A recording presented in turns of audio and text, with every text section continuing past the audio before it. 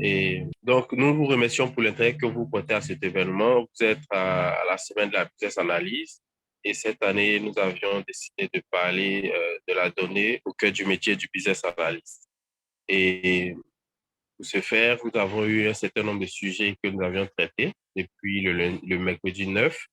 Et nous sommes aujourd'hui avec le vice-écra qui va nous entretenir sur un thème en rapport avec ce thème général. Permettez-moi déjà de vous présenter l'agenda de cette session. Donc, nous allons vous présenter la business analyse, donc le chapitre de Côte d'Ivoire.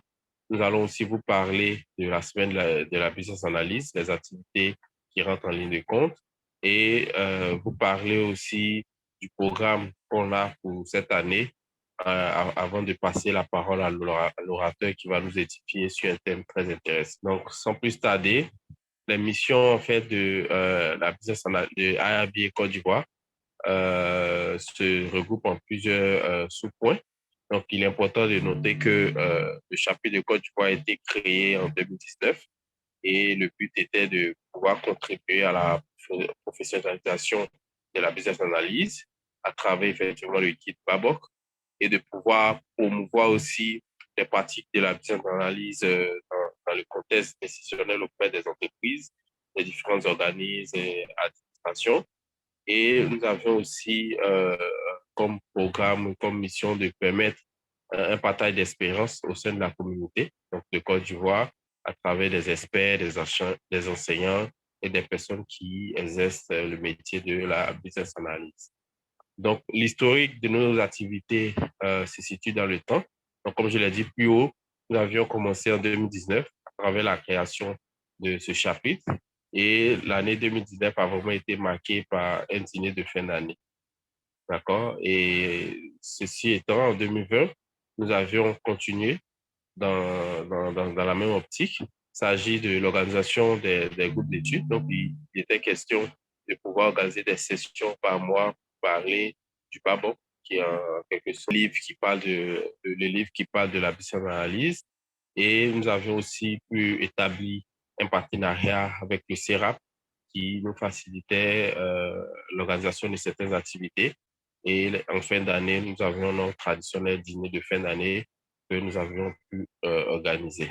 Donc, dans la même lancée, en 2021, nous avions été reconnus officiellement par l'IAB École Global. Et donc, nous avions aussi continué avec le groupe d'études. Donc, on a pu faire le lancement et nous avions décidé de mener une étude pour pouvoir identifier sur le marché ivoirien les professionnels de la business analyse. Et cette étude-là a vraiment été possible. Nous avions des résultats intéressants que nous avions partagés lors de la semaine de la business analyse que nous avons pu tenir. Et dans la même optique aussi, en 2022, le programme ou ce que nous avons pu organiser, il s'agit entre autres de groupes d'études, mais cette année, ça a été fait un peu de façon interchapitre. Donc, il n'a pas eu que la Côte d'Ivoire pendant ces sessions-là. Il y a eu le chapitre de Cameroun, de la Tunisie et parfois même des personnes de l'Égypte qui étaient connectées pour pouvoir prendre part à cet événement-là ou à ces séances d'études sur le BABOK, qui entre autres le dictionnaire ou le livre qui parle vraiment de façon générale et précise de la psychanalyse. Nous avions organisé aussi le BEATOC, qui est séance ou des sessions de partage d'expérience. Donc, on a des experts qui ont vraiment des expériences dans plusieurs domaines qui touchent à la psychanalyse que nous avions conviés par mois et qui nous entretenaient sur des thèmes très intéressants avec des preuves pratiques et des cas pratiques, en fait. Et nous sommes en train d'organiser la semaine de la business analyse et qui sera présentée dans le prochain chapitre. Donc ici, sur cette slide, euh, nous avions essayé de présenter en quelques mots la semaine de la business analyse. Donc, il est important de noter que chaque 1er novembre, donc de façon globale, internationale, le 1er novembre marque la journée internationale de la business analyse. Et nous, chapitre de Côte d'Ivoire, nous ne sommes pas restés en marge. nous avions décidé cette année de pouvoir célébrer cette semaine-là sur 3 jours. Donc, c'est-à-dire depuis mercredi 9 jusqu'au vendredi. Et en fait, les raisons de l'organisation de la business analyse, nous les avons déclinées en 3 sous-points. Donc, la semaine de la business analyse nous permet de pouvoir rappeler à la communauté des business analysts en Côte d'Ivoire qu'il y a un chapitre qui existe et que nous sommes aussi dans l'optique de pouvoir faire la promotion du métier autour de nous. Et cette semaine-là nous permet aussi de pouvoir inviter des personnes qui sont vraiment intéressées par la business analyse ou par les métiers qui parlent ou qui sont autour de la business analyse. Donc, comme je l'avais rappelé plus haut, cette année, le thème principal, c'est la donnée au cœur de la business analyse. Et ce thème-là a été choisi dans la mesure où nous sommes tous unanimes sur le fait que les données sont vraiment importantes pour une entreprise et qui constituent même des trésors, si on peut le dire, et que ces données-là permettaient aux entreprises de pouvoir prendre des décisions stratégiques, marketing, pour pouvoir atteindre des résultats encore plus exceptionnels. Et c'est ce qui vraiment a motivé l'ABI Côte d'Ivoire à choisir ce thème-là. Et pour pouvoir bien aborder ce thème, nous l'avons décliné en 5 différents grands thèmes que nous partageons ici. Donc, depuis le mercredi 9, nous avions commencé cette semaine en parlant des RGPD. Donc, il s'agit ici de la réglementation générale de la protection de nos données, donc en rapport avec la business analyse. Et le jeudi, donc les jours qui ont suivi, les thèmes encore qui vont tourner toute la donnée et de la business analyse. Donc, on a eu un premier thème le jeudi qui parlait de la gouvernance et gestion des projets Big Data. Donc, on a pu parler des facteurs pour une solution de gestion plus efficace. Et le thème 2 qui a suivi parlait de la data visualisation. Donc, on nous a montré un peu les rôles et impacts pour un business analyst. Pour le vendredi, nous avions prévu 2 thèmes également. Donc, le premier thème qui parle de réussir un entretien au poste de business analyst et après parler de l'analyse des données et stratégies d'entreprise, quel impact cela peut avoir sur une entreprise. Et la journée de samedi sera marquée par un workshop sur lequel nous allons revenir plus tard. Donc, sans vraiment tarder et rentrer vraiment dans le but du sujet, l'objectif de cette session, nous allons parler de réussir un entretien au poste de business analyst. Et il faut dire que nous remercions déjà M. Lewis Sekra d'avoir accepté de nous parler, bien de nous donner les tips et skills qui vont vraiment nous aider à pouvoir réussir un entretien si jamais on est appelé à une interview, un entretien pour le poste de business analyst. Donc, je vais essayer de vous présenter brièvement sur le Sekra. Donc, en fait, c'est un expert en management des ressources humaines et il totalise plus de 12 années d'expérience dans le domaine du management du capital humain. Et il faut noter que le Sekra a travaillé à des niveaux de responsabilité progressifs, tant sur les PME que sur les petites nationales. Il a aussi travaillé dans des ONG, des organisations internationales. Et comme parcours académique, il est titulaire d'un DUT en commerce et administration des entreprises. Et il s'est par la suite intéressé à la gestion des ressources humaines. Et il est vraiment un peu produit de l'Institut national polytechnique de Sois-Poigny, comme on l'a appelé INPHP. C'est quelqu'un qui est vraiment passionné, curieux, qui aime beaucoup apprendre, donc qui compte beaucoup de certificats à son actif. Le dernier qu'on peut citer, on a le certificat en management et leadership qu'il a obtenu euh, à Dal Carnegie Training. Et aujourd'hui, M. Lewis Ekra, il est Regional Human Resources Officer dans une organisation internationale. Et il faut noter qu'il a travaillé, comme je l'ai dit, dans plusieurs entreprises, que ce soit PME ou multinationales telles que Nestlé, Médecins Sans Frontières, quoi encore. Donc, sans vraiment faire de litanie, je vais vraiment passer la parole à M. Lewis Ekra Allô, monsieur Lévis Sekra, vous m'entendez? Oui, je vous Allô? entends. Est-ce que Ok, vous m'entendez également? super. Je vous entends très bien. Je vais laisser monsieur Lévis Sekra partager son écran. Donc, si vous avez des questions pendant qu'il déroule, qu'on appelle ça sa présentation, vous pouvez les noter dans le chat. Et à la fin, nous avons une session dédiée questions et il va se charger de... En fait, c'est pas à moi de présenter mon écran parce que j'ai un défi avec mon ordinateur. Ce sera à Nadège ou quelqu'un d'autre, si vous le Euh, permettez. c'est à Junior. Junior, vérifie tes mails. Tu as dû recevoir la présentation. Voilà, c'est bon, monsieur Lévis Sekra. Oui, merci. C'était prévu que je partage moi-même, mais bon, malheureusement, la connexion,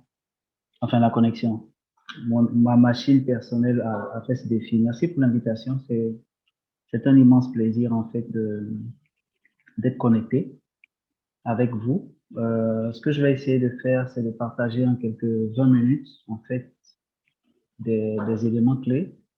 Je ne vais pas vraiment vous apprendre de nouvelles choses parce que vous connaissez votre métier, vous connaissez votre travail, donc je ne vais pas vous apprendre de nouvelles choses. Je vais juste toucher quelques points qui sont importants et essentiels. Et puis ensuite, on va passer plus de temps à faire des Q&A. D'accord? Donc, en termes d'agenda, nous allons regarder ensemble comment est-ce qu'il faut décrypter une offre d'emploi en lien avec les compétences clés ou bien la compréhension stratégique. Je suis déjà au slide suivant. Donc, on va voir en premier comment décrypter une offre d'emploi. Ensuite, on parlera de comment est-ce qu'on développe les compétences clés. Et puis enfin, comment briller lors d'un entretien. Le premier élément, c'est décrypter une offre d'emploi. Je suis allé sur Google, j'ai tapé Business Analyst. Il y a une offre d'emploi qui est sortie, c'est celle qui est là, que vous voyez en ce moment. Donc, j'ai essayé de mettre en Excel les parties clés de l'offre d'emploi. Donc, ça m'emmène en même temps à dire, si à un moment ou à un autre, vous vous demandez comment je fais pour trouver des offres d'emploi, il y en a qui en trouvent pratiquement tout le temps, et moi, je me demande comment je vais faire pour en avoir, comment je fais pour changer de boulot et tout. Eh bien, c'est une méthode simple. Vous partez sur Google, vous tapez les mots-clés. Business Analyst Côte d'Ivoire, Business Analyst Sénégal, Business Analyst France. Ou alors, vous partez sur des plateformes professionnelles comme LinkedIn, où vous avez également la possibilité de créer des alertes. Et à partir de là, vous avez donc cette chance-là de pouvoir recevoir régulièrement des alertes d'offres d'emploi qui sont exactement semblables à ce que vous avez mis comme mot-clé, ou alors toute offre d'emploi qui se rapproche de ce que vous avez inséré comme mot-clé pour l'alerte. Vous voyez, je suis sûr que vous êtes familier avec l'offre d'emploi qui est là. J'ai essayé vraiment d'encadrer les différentes parties de cette offre. Donc, sur cette page, par exemple, la première partie parle d'extraction et de structuration des données. Donc, il y a ce que l'employeur recherche, c'est quelqu'un qui va être capable d'extraire les données nécessaires à l'analyse, de définir des règles. Je ne voulais pas que la présentation soit pleine de rouge, en fait. C'est pour cela que j'ai laissé les parties. Mais vous voyez, il y a des mots-clés qui ressortent. Extraire l'analyse, c'est essentiel. Définir des règles de gestion. Donc, règles de gestion, c'est essentiel. Nettoyage de base de données. Si vous voulez vous oublier nettoyage, mais base de données est clé. Mais s'ils ont mis le nettoyage de base de données, ça veut dire que il y a peut-être un besoin spécifique à épurer les données qui sont disponibles. Définir des règles de gestion, de structuration des différentes bases de données. Donc, structuration est clé ici. Écrire et rédiger les spécifications d'automatisation. Donc là, il y a des notions d'automatisation. Maîtriser la qualité des données. Donc, maîtriser, on va dire, c'est pas tant une compétence ou une compétence clé, mais c'est parce que vous allez travailler ou bien vous avez déjà eu l'habitude de travailler dans un contexte précis que vous allez maîtriser cela. Deuxième partie, analyse. Donc, on avait vu plus haut dans le premier bullet point, analyse. Ça veut dire que analyse pour un business analyst, j'ai envie de dire, c'est naturellement que cette compétence-là est clé. Okay? Et là, ici, on a tout un ensemble de mots-clés. Analyse et exploration des données. Analyser les données. Réaliser des tableaux de bord. Tableau de bord ici, c'est clé. En tout cas, pour votre métier. Des tests statistiques ici, c'est clé. Construire et tester des modèles statistiques. déterminer ou construire des variables. En fait, pourquoi est-ce que c'est important d'identifier les mots-clés dans l'offre d'emploi? On peut aller au slide suivant. Pourquoi est-ce que c'est essentiel d'identifier les mots-clés? Parce que finalement, l'identification de ces mots-clés-là permet de pouvoir mettre à jour nos CV. D'accord?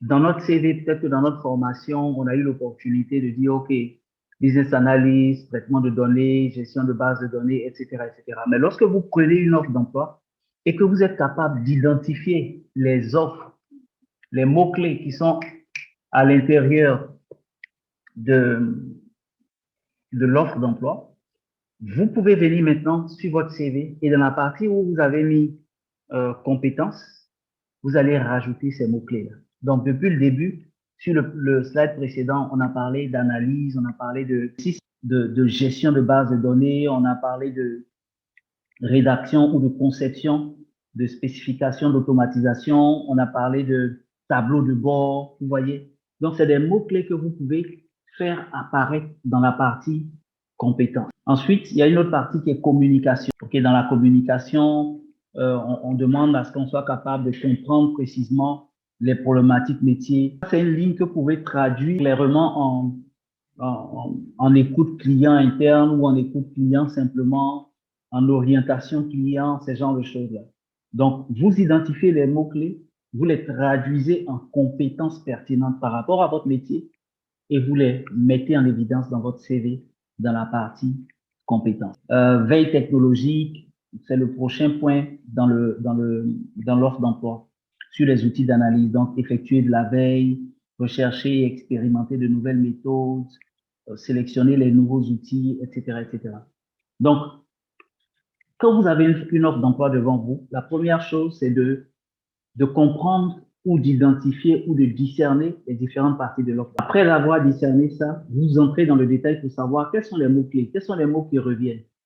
Qu'est-ce que l'employeur recherche en réalité? Quand je suis capable d'identifier ce que l'employeur recherche, je peux le traduire en offre de compétences dans mon CV que je vais envoyer, ainsi que dans ma lettre de motivation. On a parlé des compétences techniques, mais de plus en plus, il y a aussi ce qu'on appelle les compétences comportementales. Ici, ils ont mis compétences et aptitudes.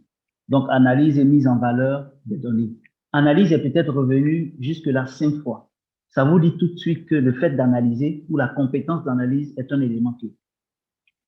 Ici, on voit conception. Plus haut, on a vu effectuer de la veille, rechercher, sélectionner, ou avant cela, on a vu réaliser des tests, construire et tester des modèles, définir des règles. Ça veut dire que le mot qui est ici, le mot conception, est également important. Après, il parle d'état d'esprit, ok? Donc ça, c'est les compétences comportementales, bon esprit d'équipe, attitude proactive, approche agile. Donc ça, c'est la capacité d'adaptation et tout ce qui va avec, ok? Donc compétences techniques et ensuite compétences comportementales. Et puis enfin, j'ai pris la peine d'encadrer les 3 derniers éléments qui peuvent faire la différence. Donc, le niveau d'études, ils l'ont dit, ils veulent quelqu'un qui a un bac plus 3 et plus, ou alors qui est ingénieur. Là, c'est un peu ouvert. Dans d'autres offres d'emploi, on va vous dire clairement, je veux un ingénieur ou un bac plus 5 ou bien bac plus 4 et au-delà. Et là, ils ont mis l'expérience qui est recherchée. Là, visiblement, on cherche un junior, une première expérience. Mais il faut vraiment prendre le temps de décrypter l'offre d'emploi, le lire, le relire. Il faut lire l'offre d'emploi au moins 3 à 5 fois, sinon plus, avant de postuler. On la lit 2, 3 fois, on va prendre son CV, on relit son CV, on revoit l'offre d'emploi, on revoit son CV et on est capable justement de pouvoir mieux ajuster, comprendre le besoin du client. Le client, en ce moment-là, c'est l'entreprise qui recherche une compétence et puis on lui offre quelque chose qui est adapté à son besoin. Next slide, please. Je ne vais pas revenir sur vos compétences parce que vous les connaissez. Le but, c'était juste de vous aider à comprendre basiquement voilà, comment lire l'offre d'emploi. Mais je ne vais pas vous apprendre c'est quoi vos compétences. Je pense que vous les connaissez. Là, j'ai juste fait un screenshot des compétences clés qui sont reconnues pour les business analysts. Donc, vous avez ce qu'on appelle les business analyst skills and competencies. Vous avez ce qu'on appelle les core skills and competencies. Et puis, vous avez ce qu'on appelle les technical skills and competencies. Les core skills and competencies, c'est tout ce qui est, on va dire, lié à l'activité principale, d'accord, d'un business. Tourne autour de, je vais dire, tu peux pas être business analyst si tu n'arrives pas à écouter. J'ai envie d'appeler ça les soft skills, en fait. Tu ne peux pas être un bon business analyst si tu n'as pas la capacité à communiquer avec les autres. Si tu n'as pas la capacité d'analyser les données. Si tu n'as pas la capacité, n'est-ce pas, de prioriser tes activités ou de gérer ton temps. Ensuite, ce qu'on appelle les business analysts, c'est pas les soft skills, ce que je vais appeler les attitudes, mais c'est plutôt purement technique. Vous voyez des termes comme prototyping qui sont liés à la notion de recherche, alors que le requirement elicitation est relatif à comment est-ce que on va dire, on confirme des choses sur la base des interactions avec nos clients internes. On leur a proposé des données, on leur a proposé des analyses, on leur a proposé un certain nombre de choses et par rapport à leur expérience, on essaie d'en tirer profit pour pouvoir construire ou améliorer un système. Decision making, documentation, analytical view, créativité. Comment est-ce qu'on construit ou bâtit une relation? Donc, sur cette image-là, on a une pléthore de compétences. Et puis, bien sûr, on a les compétences qui sont liées à, on va dire, aux outils ou aux logiciels qu'on utilise. Pourquoi est-ce que c'est important, ce point-là? Parce qu'on n'est pas parfait. La plupart d'entre nous, en fait, on postule, on met beaucoup de choses dans nos CV, mais on sait on sait pas tout ce qu'on a mis sur notre CV. Parfois, ok? C'est pas tout ce qu'on met sur notre CV qu'on sait faire. Et il faut être conscient de cela. Il faut être suffisamment honnête envers soi-même, de telle sorte à pouvoir faire ce qu'on appelle le bilan de compétences. Et c'est le bilan de compétences qui fait qu'à partir d'aujourd'hui, je me dis, écoute, je sais que je ne sais pas faire de tableau croisé dynamique. Je vais commencer à mettre ça comme un objectif personnel sur les 3 prochains mois et je vais travailler là-dessus. Je sais que je ne suis pas très bon en construire des relations durables avec mes clients internes ou externes. Donc, qu'est-ce que je peux faire, moi? Je vais essayer de travailler là-dessus. Et c'est de cela qu'on parle quand on parle de développement de compétences. Donc là, vous avez une pléthore de compétences. Vous pouvez en trouver davantage sur Google si vous partez faire les recherches, les compétences clés pour un business analyst. Mais le tout n'est pas d'avoir la liste. Le tout est d'être capable de s'auto-évaluer par rapport aux compétences disponibles et de se projeter en termes de développement. Comment est-ce que je peux m'améliorer? Comment est-ce que je peux grandir?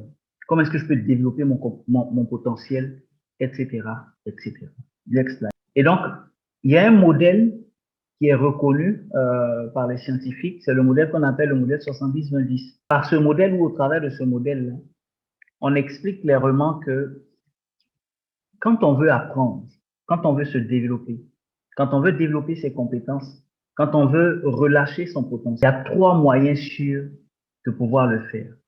Le premier moyen qui a le plus grand impact sur nous, c'est le moyen qu'on appelle le 70%. Le fait d'apprendre ou de développer une compétence au travers. Ensuite, le 20%, c'est le fait de pouvoir apprendre au travers des autres, des relations avec les autres. Et le 10% au travers des formations techniques ou bien théoriques, j'ai envie de dire. Regardons ensemble le prochain slide qui donne plus de détails. Vous voyez, par exemple, quand on parle de 70%, lorsque je finis de résoudre un problème, et vous allez voir tout à l'heure pourquoi est-ce qu'on parle, quand on parlera de... Lorsqu'on résout un problème, on acquiert une compétence. Parce que ça nous permet, la prochaine fois qu'on va croiser le même type de problème, de ne pas passer beaucoup de temps à le résoudre. Parce qu'on en a déjà croisé et on l'a résolu avec succès. Donc, on a développé une nouvelle compétence, une nouvelle habilité, une nouvelle capacité à pouvoir. Lorsqu'on fait face à des situations nouvelles ou bien complexes, on n'aime pas ça la plupart. Mais en réalité, c'est l'un des moyens sûrs de pouvoir se développer. Pourquoi? Parce qu'on sort de notre zone de confort et on apprend de nouvelles choses. Lorsqu'on remplace quelqu'un, lorsqu'on fait de l'intérim, lorsqu'on fait le backup d'une autre personne et tout, on apprend de nouvelles choses. Et c'est tout ça qu'on met dans le 70. Ensuite, dans le 20%, comme j'ai dit tout à l'heure, c'est ce qu'on apprend au travers de la relation. J'ai un coach, j'ai un mentor, j'essaie de pouvoir recevoir des feedbacks ou d'en donner. Chaque fois que je suis en contact avec des gens, à partir de ce moment-là, j'apprends de nouvelles choses. Par exemple, ce qu'on est en train de faire en ce moment, c'est un moyen sûr de pouvoir se développer et c'est du 20%. Parce qu'on apprend de nouvelles choses, on apprend des autres, on écoute les autres, on partage de l'expérience et à partir de ce moment, on développe de nouvelles compétences. Et puis le 10%, je l'ai expliqué, il n'y a pas besoin de passer beaucoup de temps dessus, c'est l'apprentissage théorique. Et puis, ça va étonner beaucoup de personnes, LinkedIn est supposé être un réseau pour trouver du boulot, mais c'est aussi un réseau d'apprentissage. Je ne sais pas si vous avez déjà fait attention, il y a des vidéos, il y a des cours en ligne sur LinkedIn. Comment participer à un entretien, comment gérer ses émotions, comment avoir une intelligence émotionnelle, comment diriger l'équipe, comment gérer son temps, et même beaucoup plus encore. Il y a des milliers, des dizaines de milliers, voire des centaines de milliers de cours sur LinkedIn. En plus, lorsque vous finissez le cours, il apparaît dans votre profil professionnel que vous avez eu ce certificat. Puis bien sûr, il y a YouTube. Vous êtes des business analysts, je suis certain que vous connaissez beaucoup plus de plateformes que moi de formation gratuite. Mais j'ai partagé ces deux-là parce qu'ils sont à portée de main de tout le monde les connaît. Donc, s'il y a un domaine que vous pensez que vous ne maîtrisez pas assez, ou bien où est-ce que vous pensez que vous avez l'opportunité de grandir ou de vous développer, n'hésitez pas du tout à vous former et à développer vos compétences. Pourquoi? Parce que ça va nous servir dans la dernière partie, briller en entretien. Next slide. J'aimerais vous parler de ce qu'on appelle le competency-based interview. Le competency-based interview, c'est l'interview basée sur les compétences. Certains disent interviewing, d'autres disent interview. L'interview basée sur les compétences a une cible ou un objectif majeur. C'est de pouvoir évaluer non pas ce que vous savez faire, mais ce que vous avez dit. On vous pose des questions et vous allez remarquer que dans la plupart des entretiens auxquels vous avez participé ces derniers temps, parce que la quasi-totalité des grandes organisations utilisent ce qu'on appelle le competency-based interview, on va vous poser des questions sur votre passé. Expliquez-nous quand est-ce que vous avez eu à conduire un projet et tout. Est-ce que vous avez déjà eu un conflit avec un collaborateur ou un supérieur? Comment est-ce que vous avez eu à gérer ça? On vous emmène à vous projeter dans le passé. Pourquoi? Parce que il est démontré que une personne qui a déjà eu à faire face à une problématique, à un défi, et qui a résolu cela, il y a de très fortes chances qu'il reproduise le même comportement la prochaine. Scientifiquement démontré. C'est scientifiquement démontré. C'est les psychologues et d'autres personnes qui ont mené ces études-là. Donc, désormais, les entreprises veulent faire des entretiens basés sur les compétences pour emmener les candidats à repartir dans leur passé, à partager leurs expériences vécues, que ce soit des expériences positives ou négatives, et pouvoir les évaluer pour savoir si c'est les personnes qu'il faut par rapport à la position. Next slide. Donc, dans ce genre de cas, ce que nous vous recommandons, que c'est mon avant-dernière slide, c'est de répondre aux questions avec l'approche STAR. L'approche STAR, c'est quoi? C'est situation. Donc, quand on vous demande racontez-nous votre plus belle histoire, ou bien racontez-nous un projet que vous avez eu à conduire avec succès. Vous devez décrire la situation. Donc, j'étais employé au sein d'une multinationale dans les télécoms. Donc, je donne le nom de la société quand je travaillais dans tel endroit. Quelle était la situation? Eh bien, on voulait lancer, shifter des 8 chiffres aux 10 chiffres en termes de numérotation. Donc, ça, c'est la situation. Quelle était la tâche? Mon rôle, c'était de pouvoir rassembler un certain nombre d'éléments afin que le management ou la direction puisse prendre une décision dans le sens de la durée que va prendre ce projet. Ça, c'était la tâche. Quelle est l'action que j'ai menée? Ça, c'est le A maintenant. Pendant ce temps-là, j'ai fait ça, je suis allé sur les 3 dernières années, j'ai vu ce qui s'est passé, je suis plutôt parti en Europe, j'ai vu chaque fois qu'il y a eu des changements de numérotation, combien de temps est-ce que ça a pris en fonction du nombre total de la population. Donc, j'ai réuni ces données-là et j'ai fait maintenant une simulation par rapport à l'expérience de la Côte d'Ivoire, du Ghana ou bien je sais pas moi, de la France et tout. Et donc, j'ai fait cette simulation, j'ai donné une projection et à partir de là, j'ai proposé à la direction. Ça, c'est l'action. Le résultat, finalement, quand j'ai fait la proposition, j'ai proposé 3 options et tout, avec les risques qui étaient liés à ça. Et la direction a trouvé que c'était une très bonne proposition et finalement a opté pour l'option 2 pour X, Y, Z raisons.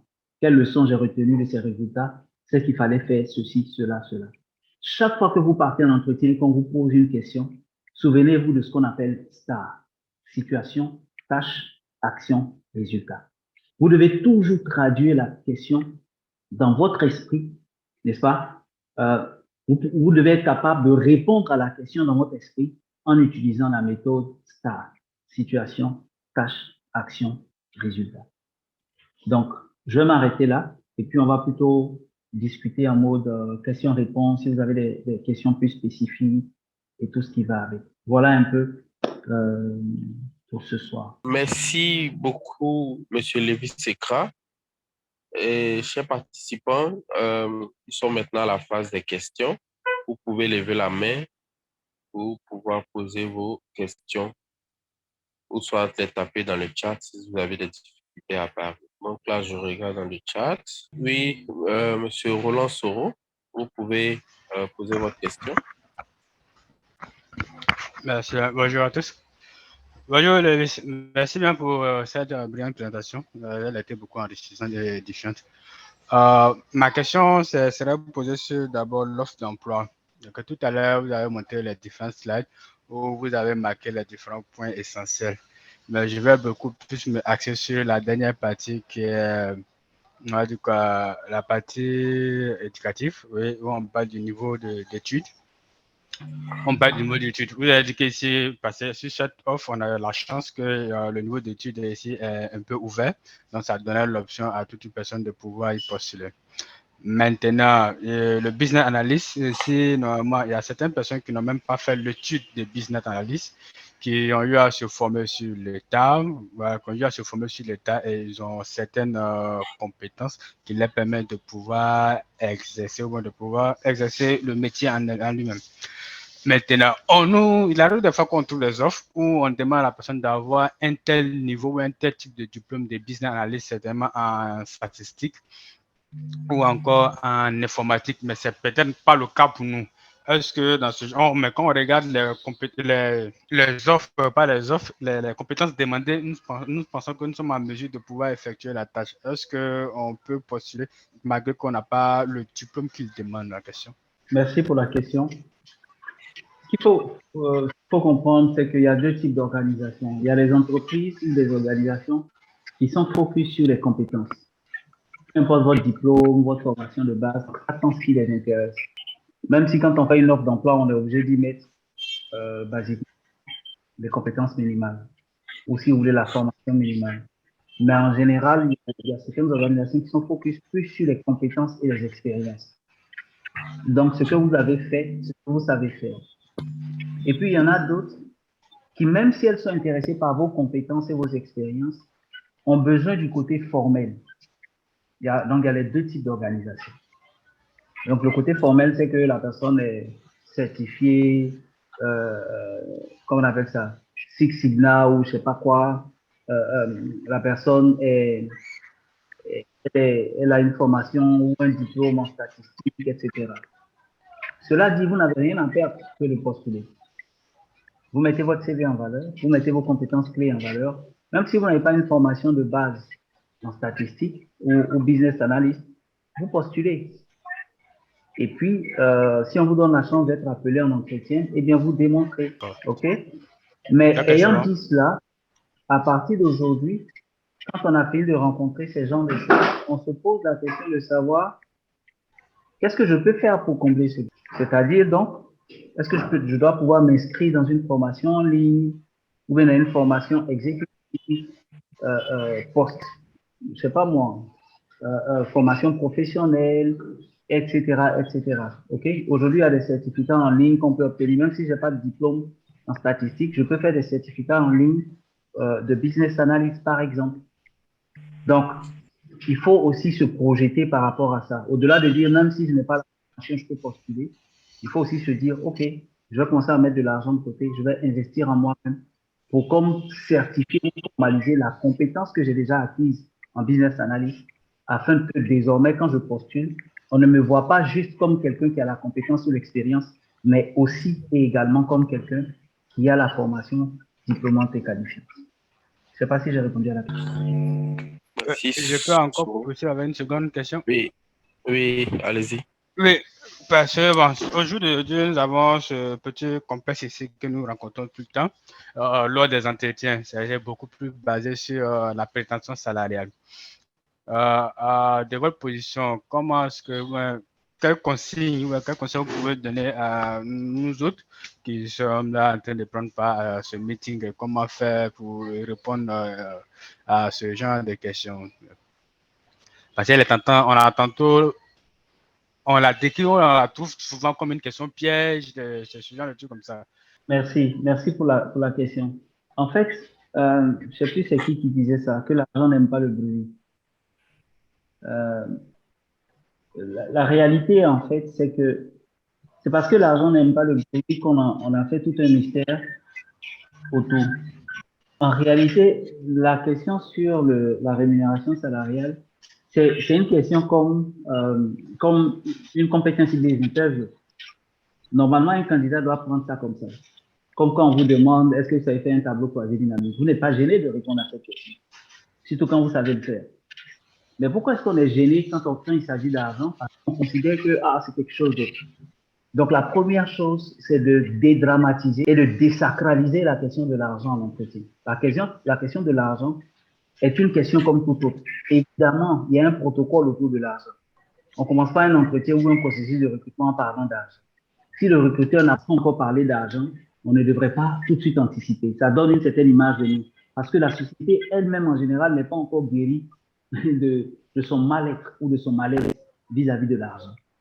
Cela dit, quand le recruteur pose la question, il n'y a aucune gêne. Parce que le protocole, ou j'ai envie de dire que le contrat social dit que quand on travaille, on est rémunéré. Donc ça, c'est la première chose. Il faut enlever ces exceptions, les blocages liés à l'argent. La deuxième chose, c'est que il faut savoir soi-même ce qu'on veut et ce qu'on veut. Ce qu'on veut, il faut aussi savoir ce qu'on veut. Je veux dire, si j'ai 3 ou 5 ans d'expérience en tant que business analyst, je ne peux pas espérer avoir la rémunération qui a 15 ans ou 20 ans d'expérience dans le domaine. Aujourd'hui, en tant que RH, il y a 7, même si je donnais comme prétention salariale mon salaire actuel, je sais très bien que je ne l'aurais pas forcément eu, sauf par miracle. Les miracles, évidemment, c'est moins évident qu'aujourd'hui. Et donc, je dois savoir ce que je vaux. Et ce que je vaux, c'est lié à quoi? À mon nombre d'années d'expérience, au type d'entreprise dans lesquelles j'ai travaillé. Quand j'ai travaillé dans les multinationales, quand je mets sur mon CV, ça vaut plus cher que quand j'ai travaillé dans des PME qu'on ne connaît. Donc, j'ai parlé de quoi? Ce que je vaux en termes de compétences, ce que je vaux en termes d'expérience, ce que je vaux en termes d'employeurs chez qui j'ai déjà travaillé, ce que je vaux aussi en termes de potentiel, c'est-à-dire, il y a des choses que j'ai déjà eu à faire, mais quelles sont les nouvelles choses que je suis encore capable de faire? Est-ce que je suis encore capable d'aller plus loin, plus vite, plus haut, etc., etc. Donc ça donne ma valeur. Et puis ensuite, il y a ce que la société, elle est prête à payer. Par exemple, la société peut vouloir recruter un business analyst, mais peut-être que la société ne peut jamais payer un business analyst plus cher que le DG, ou encore plus cher que comment on appelle ça, le DAF. Je donne des exemples banals comme ça, en fait. Donc, il faut savoir quelle est la grille comment on appelle ça, la grille de salaire de l'organisation. On sait que ce n'est pas toutes les sociétés qui en ont, mais il y a au moins des sociétés qui ont ce qu'on appelle le range. Comment est-ce qu'on appelle ça en français? Intervalle. C'est exactement ça, les intervalles. Donc, il y a une tranche de salaire. Peut-être qu'ils se disent, OK, un business analyst, c'est peut-être minimum 500, 600 000, mais c'est peut-être maximum 1,5 million ou 2 millions. Ça, c'est calé, c'est tapé dans leur tête. Sauf s'ils ont rencontré un candidat qui les a tellement tapés dans l'œil qu'ils se disent, oh, il nous le faut à tous les coups. Sinon, ils ont une tranche, ils ont des intervalles qu'ils respectent. Donc, il faut aussi se renseigner sur la société. Combien ils payent les gens qui font ce travail? Ou bien combien ils payent les gens dans ce grade ou ce niveau de diplôme? Donc, c'est un ensemble d'éléments. Ce que je vaux, comment je suis à l'aise avec ce que je pense que je vaux, et puis, qu'est-ce que la société, là, elle a l'habitude d'offrir. Puis, je suis super à l'aise. Je sais qu'ils ont l'habitude de payer entre 600 000 et 1 million. Quand je leur dis que je veux 1 million, et je sais que je vaux 1 million, et puis eux, ils me disent, non, on va te donner 700 000. Je ne suis même pas gêné. Je leur dis, non, pour moi, c'est 1 million. On me dit, mais actuellement, vous gagnez 500 000. Donc, si on vous propose 700 000, c'est même plus de 20, 25, c'est pratiquement 30 à 40% d'augmentation qu'on est en train de vous faire. Vous pouvez dire, c'est vrai. C'est ce que vous dites. Mais là, on n'est pas forcément en train de juger, en griffe, mon prix passé. On est en train de négocier par rapport à ce que je vaux, mais aussi par rapport au travail que vous m'offrez. Donc, je suis super confortable en vous disant que j'aimerais avoir 1 million net par mois, pas parce que je vais doubler mon salaire, mais parce que je pense que je vaux cela. Je vais vous offrir des services qui en valent la peine. Et puis, je crois que votre organisation et votre société a aussi les moyens de s'offrir quelqu'un qui a les compétences qu'il faut. Et puis, vous êtes à l'aise. Vous ne rougissez pas, en fait. Mais si vous n'êtes pas à l'aise avec ce que vous valez vous-même et vous n'êtes pas à l'aise avec, on va dire, la grille salariale ou bien les tranches de salaire, les intervalles de salaire de l'organisation, eh bien, quand on parle d'argent, vous rougissez. J'ai beaucoup parlé, mais je ne sais pas si j'ai répondu à votre question. Oui, parfaitement. Parfaitement, il a bien salé. Parce que si on le disait, comme il a dit, on le faisait comprendre par les aînés ou tout ça, que ça paraissait comme une question piège. Parce que lorsqu'on est en train de préparer un poste ou encore on est en train de chercher à recruter pour un poste, il y a tout un budget qui est déjà établi et évalué. Donc, on sait en amont comment est-ce qu'on prévoit payer cette personne que nous apprêtons à. Ok, c'est bien noté. Donc, on fera toujours dans la même veine. Il arrive de faire que lors des entretiens, on demande au candidat de présenter ses anciens bulletins. Est-ce qu'il conseille à la personne d'envoyer son bulletin de travail, sachant que ça n'a pas de rapport direct avec l'offre à laquelle... C'est la même personne qui pose des questions ou bien vous avez pris des questions, vous avez rassemblé ça chez lui? C'est la même Non, personne. c'est moi qui continue, Loïs. Ok, d'accord. Non, je salue un peu. Mais s'il y a personne d'autre qui pose des questions, c'est normal que vous en posiez, sans problème. Donc, il n'y a rien de légal au fait de demander vos bulletins de salaire, mais il n'y a aussi rien d'illégal. Ce n'est pas illégal. La loi n'interdit pas qu'on demande ça. Et en même temps, la loi n'oblige pas ou n'en fait pas une exigence. Ce qui veut dire, ça veut dire que le fait qu'on demande un bulletin de salaire, c'est juste une pratique de société. Cette pratique de société est liée à plusieurs choses. Par exemple, quand vous demandez 1 million et puis on vous demande, vous gagnez combien actuellement? Vous dites que vous gagnez 500 000.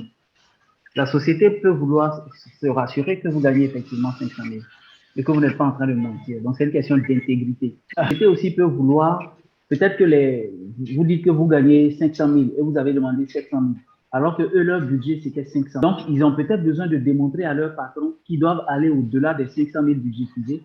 Pourquoi? Parce que le candidat qu'ils ont retenu gagne déjà 500 000. Et donc, pour le débaucher, il faut plus que ça. Donc, il y a de multiples raisons. Il y a d'autres sociétés, ils en ont besoin juste pour leur achat. Puis, il y en a qui en ont besoin juste parce qu'ils veulent, voilà. Donc, ce n'est pas toujours pour les mêmes raisons qu'on demande ça.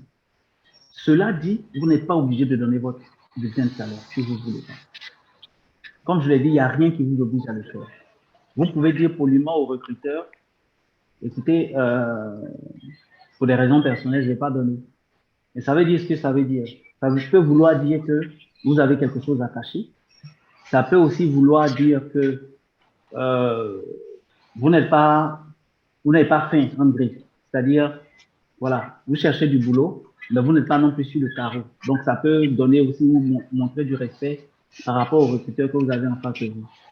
La plupart du temps, les cabinets de recrutement vont vous demander, et puis certaines entreprises, mais de plus en plus, les pratiques changent en fait. Donc, pas linéaire, c'est pas obligatoire, c'est pas exigé, c'est pas légal non plus, et ce n'est pas illégal. Mais c'est à vous de voir comment, est-ce que vous vous sentez confortable de partager votre bulletin de salaire? Est-ce que ce que vous avez dit est vraiment réel sur votre bulletin de salaire? Est-ce que, voilà un peu. Mais il n'y a pas de règle, c'est pas du blanc ou noir. Il peut y avoir du gris ou d'autres couleurs. Parfait. Merci beaucoup. Et je vais laisser une autre personne parler. D'accord, Monsieur Junior. Bonsoir, Monsieur Ikra. Merci de l'opportunité que vous nous offrez à pouvoir bénéficier de vos expériences. J'allais rebondir un peu sur les premières questions de mon prédécesseur. C'est relatif au salaire. Alors, parfois, on voit que dans des offres d'emploi, on nous demande de mentionner notre salaire dans les lettres de motivation. Quelle est votre perception sur cette chose-là? Merci pour la question. En fait, ça va exactement dans le même sens que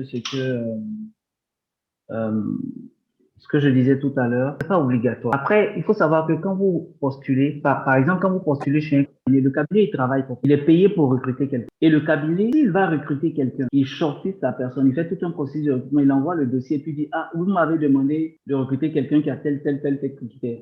Et vous faites partie de la liste. Et finalement, l'entreprise vous reçoit au final stage et se rend compte que vous respectez tous les critères, mais vous êtes hors budget. C'est comme si le cabinet n'avait pas fait son travail. Ou bien qu'il avait fait son travail, mais il n'avait pas bien fait. Donc, c'est pour cette raison que la plupart du temps, les cabinets exigent que vous mettiez votre prétention salariale ou bien votre salaire actuel, soit dans la lettre de motivation ou bien alors dans des documents qui vous emmènent à... C'est quasi systématique. La majorité des cabinets de recrutement vont le faire, même les cabinets internationaux. Si Michael Page vous appelle, il va vous demander qu'est-ce que vous gagnez en ce moment, qu'est-ce que vous voulez comme ça. C'est une pratique normale. Et puis, il y a des DRH ou bien il y a des recruteurs en entreprise qui font la même chose parce qu'ils veulent être sûrs que vous êtes dans le budget.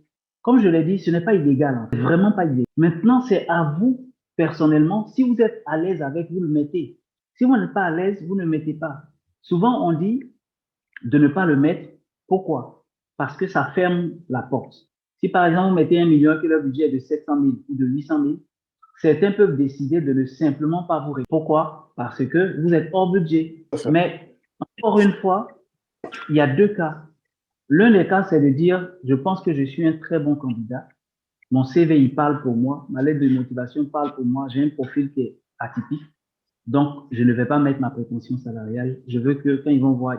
Et il y a je connais plusieurs personnes qui font ça et qui sont recontactées après. Mais en même temps, il y a d'autres personnes qui ne sont pas recontactées. Pourquoi? Parce que leur profil n'est peut-être pas spécial en soi. Donc, c'est à vous d'en juger en réalité. Mais il n'y a pas de jugement à porter de l'extérieur, que ce soit bien ou pas. Non, il n'y a pas bon ou mauvais. Il n'y a pas, comment je vais dire ça, juste ou pas juste. C'est juste en fonction de l'offre que vous avez en face de vous et en fonction de la perception que vous avez de vous-même, de votre propre valeur et de comment vous pensez que vous pouvez vous faire débaucher facilement ou pas. Je vois le point. Merci beaucoup. Il y a encore une seconde question qui est relative au développement de compétences. Si Junior pourrait remettre la slide où on parle de la règle de 70, 20 et 10. Alors, de ce que j'ai saisi, je vais résumer.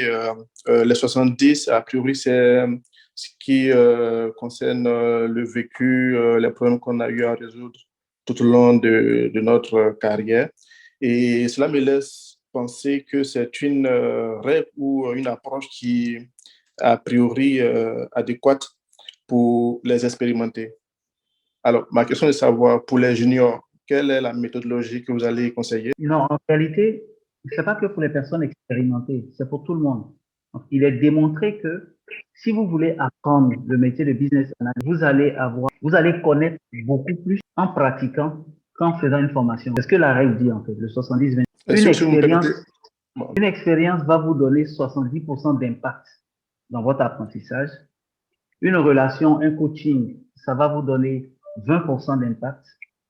Et puis, une formation en salle va vous donner 10%. Donc, même en entreprise et en général, même quand on veut former un junior et qu'on dit, OK, ce monsieur-là, je veux le préparer à être un leader demain, à être un chef d'équipe. Quand le chef de l'équipe s'en va en congé, il dit, c'est le petit là qui va assurer mon équipe. Pendant les 1 mois ou les 2 semaines où il est en congé, le petit va se taper les humeurs des grands. Il va se taper voilà, la capacité à pouvoir les réunir, la capacité à pouvoir gérer leurs humeurs ou alors régler les problèmes, gestion de conflits, etc., etc. Donc, quand on dit 70%, c'est à ça qu'on fait allusion en réalité. C'est-à-dire comment vous allez vous former, comment est-ce que vous allez apprendre sur la base des expériences, des problèmes que vous résolvez, etc., etc. Est-ce que j'ai répondu à la question? C'est-à-dire, c'est pas typique aux juniors ou aux expérimentés. Non. On dit juste, si vous voulez développer vos compétences, vous avez 3 options. Première option, vous faites des cours. Deuxième option, vous cherchez quelqu'un qui sait le faire et qui va vous apprendre au travers d'un coaching. Troisième option, eh bien, vous pratiquez en fait. Vous vous laissez être exposé à un certain nombre d'actions ou d'activités. Voilà en fait ce que la règle dit. Et en fonction de l'option que vous choisissez, en fait, vous avez naturellement un impact différent. Si vous choisissez l'option l'option formation, son impact sur votre capacité d'apprentissage sera de 10%. Mais si vous choisissez l'option expérience, son impact sur le développement de vos compétences sera de 70%. Je ne sais pas si c'est plus clair. Oui, je pense que c'est plus clair. Merci beaucoup. Je pense que ce sont juste ces deux questions-là. Merci Charles pour tes questions. On a Jean-Philippe et Jean-Fabrice qui ont levé la main. Jean-Fabrice, est-ce que tu peux aller et après Jean-Philippe va prendre la parole. Alors, merci. Je ne sais pas si vous m'entendez. Allô? Oui, on te reçoit très bien. Ok, merci. Merci d'abord à Liba pour l'occasion donnée pour cette formation, pour cette séance. Et merci aussi à M. Ekra pour sa disponibilité et ses explications vraiment claires et ces slides concis. Je veux rebondir comme ça sur la précédente question tout à l'heure. Et je suis parfaitement d'accord sur la règle des 70-20-10. Mais j'aimerais poser aussi une question. Est-ce que ça suggère qu'un junior qui a eu à évoluer dans un environnement où il a eu à pratiquer beaucoup, disons pendant 1 an, il était confronté presque quasi tous les jours à des problèmes qu'il devait résoudre, et beaucoup, en tout cas, je vais dire beaucoup plus d'intensité qui lui ont permis de développer des capacités, mais assez pointues dans tous les domaines de l'analyse et tout ça. Peut-être beaucoup plus comment je dirais, beaucoup plus adapté pour un poste que qu'un senior, enfin quelqu'un qui a beaucoup plus d'années d'expérience, mais qui lui a eu une évolution assez linéaire. Je ne sais pas si la question est claire, mais la règle des 70 veut dire, suggère que quand vous êtes confronté à beaucoup de problèmes, vous développez certaines compétences. Est-ce que quelqu'un qui a eu à être dans cet environnement-là pendant un laps de temps peut développer des compétences beaucoup plus pointues que quelqu'un qui a, lui, sur une longue période, n'a pas pu être confronté à ces problèmes et n'a pas, donc, disons, développé ses compétences? C'est ça ma question. On est d'accord.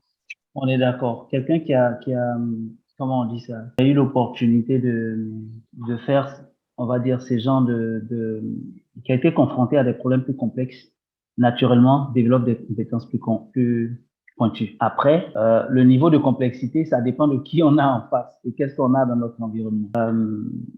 Ce que je veux dire par là, c'est que si je suis, comment est-ce que je dis, si j'ai travaillé dans une PME qui employait 5 ou 10 personnes, et j'ai travaillé même dans une PME, mais qui a entre 50 et 75 personnes, vous voyez que la complexité des problèmes est différente. Si j'ai travaillé dans une entreprise qui a, on va dire, qui est représentée dans un seul pays et que j'ai été business analyst pour 3, 5 ou 10 pays, vous voyez que le niveau d'expérience ou de complexité là, il est différent en fait. Pourquoi? Parce que dans le deuxième cas, on suppose que la personne a été confrontée à plus de diversité, plus de problèmes divers, différents, avec des approches également possiblement différentes. Donc, ça répond, je veux dire, vous avez très bien compris cela, mais après, ça dépend vraiment. On va dire il y a différents niveaux en termes de... Ok, merci. Et vous qui êtes de l'autre côté de la table, je vais dire côté recrutement, ça vous dérange pas, par exemple, est-ce que, enfin, je vois l'état d'esprit dans lequel un recruteur pourrait être face à ces deux profils? Non, du tout, parce que c'est pour ça qu'on fait les competency-based interviews. C'est pour ça qu'on évite de se baser sur le CV et tout. Parce que quand on fait un recrutement, on connaît les profils qu'on recherche, on connaît les compétences clés qu'on veut avoir chez la personne. Et en fonction des questions qu'on vous pose, dans vos réponses, on peut détecter qu'est-ce qui est vrai, qu'est-ce qui est faux. Ou alors, qu'est-ce qui est proche de ce que nous, on recherche. Donc, peut-être que le gars qui est business analyst de 5 pays, il a été business analyst de 5 pays, mais en réalité, il n'a rien fait. Et quand on va lui poser les vraies questions, il ne pourra pas répondre. Alors que l'autre qui a été business analyst d'un seul pays, il a travaillé. Donc, il a quand même il a des choses à raconter, mais pas juste des choses dans le vent. Quand on va commencer à lui demander, mais qu'est-ce qui s'est passé? Comment l'autre? C'est parce quel résultat vous avez obtenu? Quelle est la méthodologie que vous avez utilisée? Quand on va commencer à questionner, il y a un qui va être plus répondre, plus responsive que l'autre. et ça va tout de suite faire la différence. Après, on ne se contente pas seulement des entretiens, il faut être honnête. Il y a d'autres techniques de recrutement, il y a les tests qu'on appelle les tests psychotechniques, il y a d'autres types d'épreuves qu'on fait. Donc, en général, quand on est en train de recruter dans des organisations bien structurées, on ne se contente pas que de l'entretien. Merci beaucoup.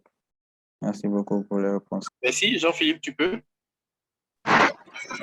Merci, Junior. Je suis clairement audible. Oui, on t'entend. Oui, on t'entend. D'accord, super. Merci beaucoup, M. Extra, pour... Allô, Jean-Philippe, on a du mal à t'entendre. On a du mal à t'entendre. Là, je suis plus...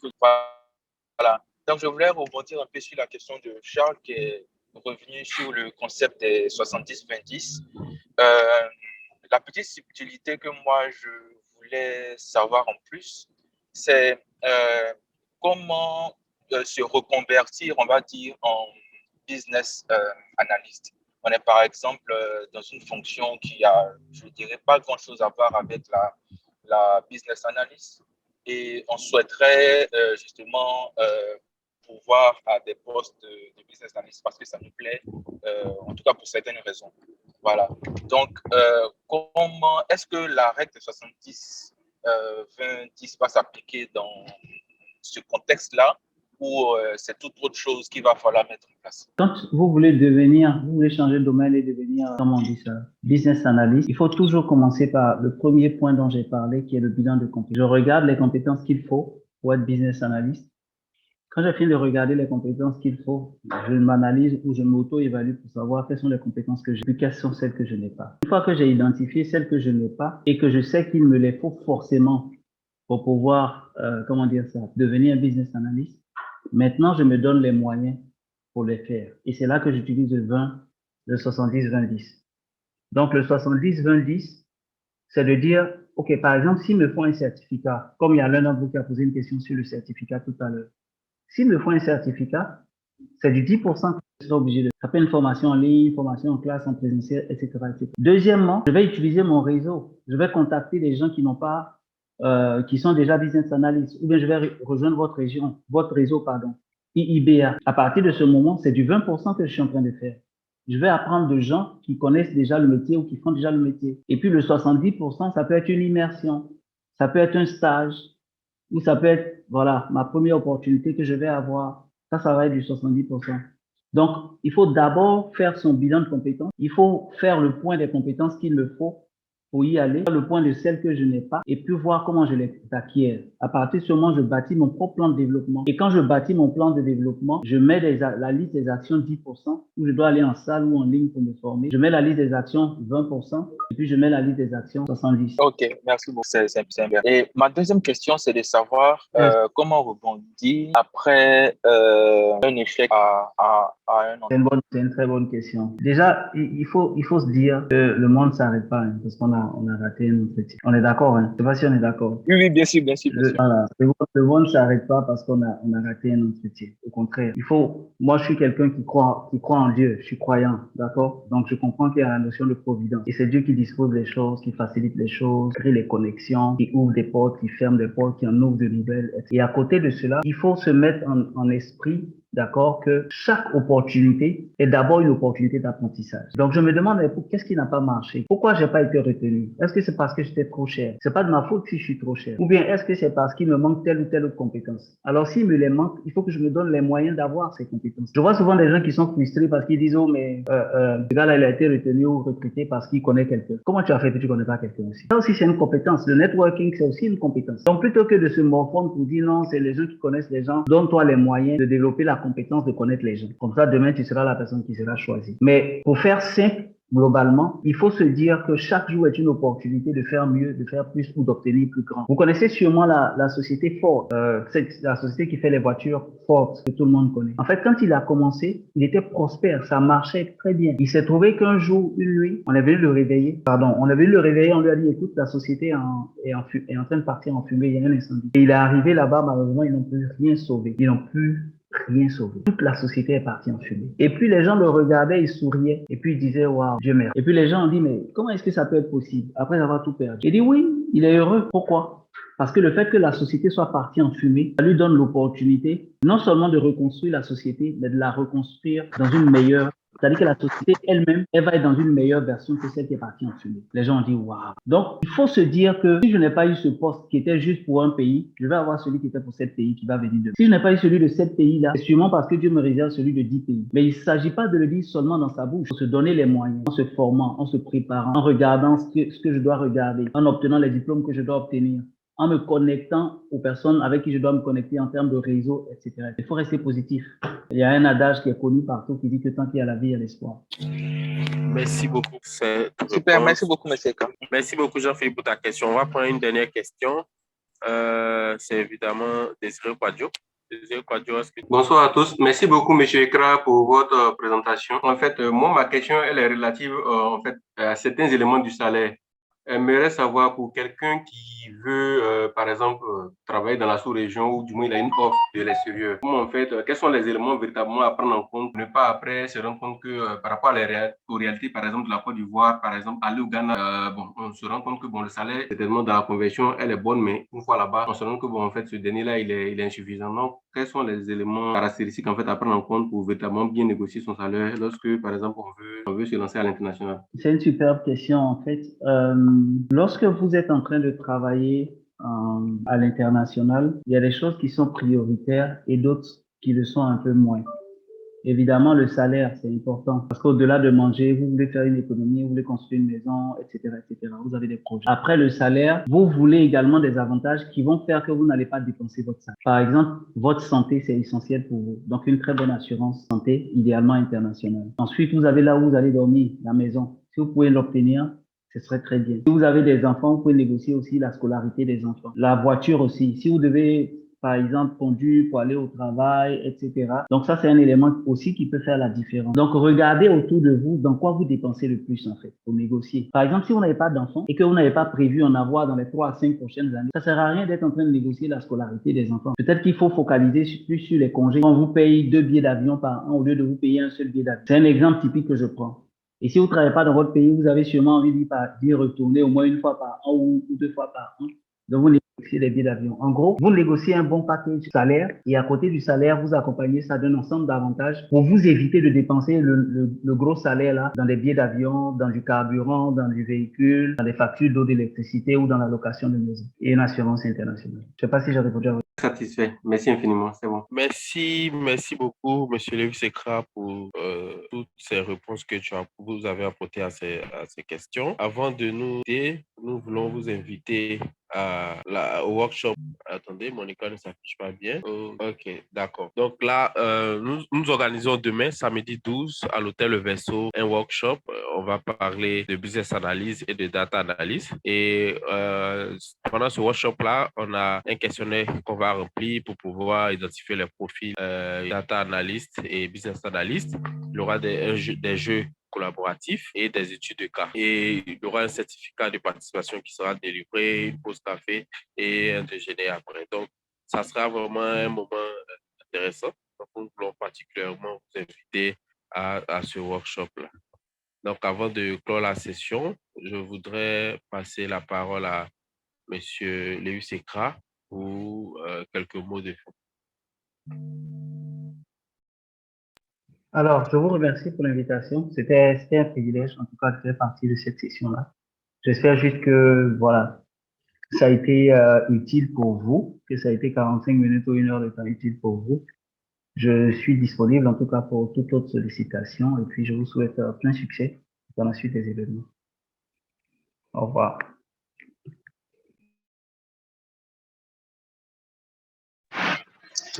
Merci à tous. Au revoir.